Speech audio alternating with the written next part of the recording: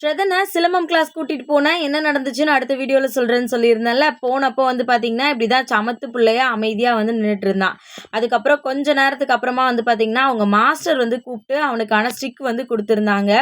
Daily அவங்க அண்ணாவோட stick எடுத்து ப்ராக்டிஸ் பண்ணுவான். பட் இப்போ அவனுக்காக ஒரு ஸ்டிக்கு கொடுத்த உடனே அவனோட ஹாப்பினஸ்க்கு ஒரு அளவே வந்து கிடையாது. ரொம்ப சமத்தாக தான் ஒரு 10 to 15 மினிட்ஸ் வரைக்கும் வந்து இருந்தான். பட் அதுக்கப்புறம் வந்து பார்த்தீங்கன்னா, அவனோட சேட்டையை வந்து ஸ்டார்ட் பண்ணிட்டான். பட் ஃபர்ஸ்ட் வந்து பார்த்தீங்கன்னா, மாஸ்டர் ஸ்டிக் எப்படி பிடிக்கிறது அப்படின்னு சொல்லி கொடுத்துருந்தாங்க. அதே மாதிரி மாஸ்டருக்கு எப்படி வணக்கம் சொல்லணும் அப்படின்மே வந்து சொல்லியிருந்தாங்க. ஃபர்ஸ்ட் வந்து பார்த்தீங்கன்னா, ஸ்டிக்கை எப்படி பிடிக்க சொன்னாங்களே அதே மாதிரியே வந்து ரொம்ப அழகாக வந்து பிடிச்சிருந்தான்.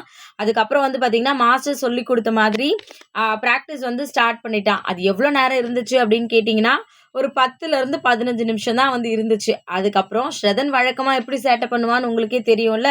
அதே மாதிரி அவனோட சேட்டையை வந்து ஸ்டார்ட் பண்ணிட்டான். என்னெல்லாம் சேட்டை பண்ணான்றதை கண்டிப்பாக அடுத்த வீடியோவில் சொல்கிறேன்.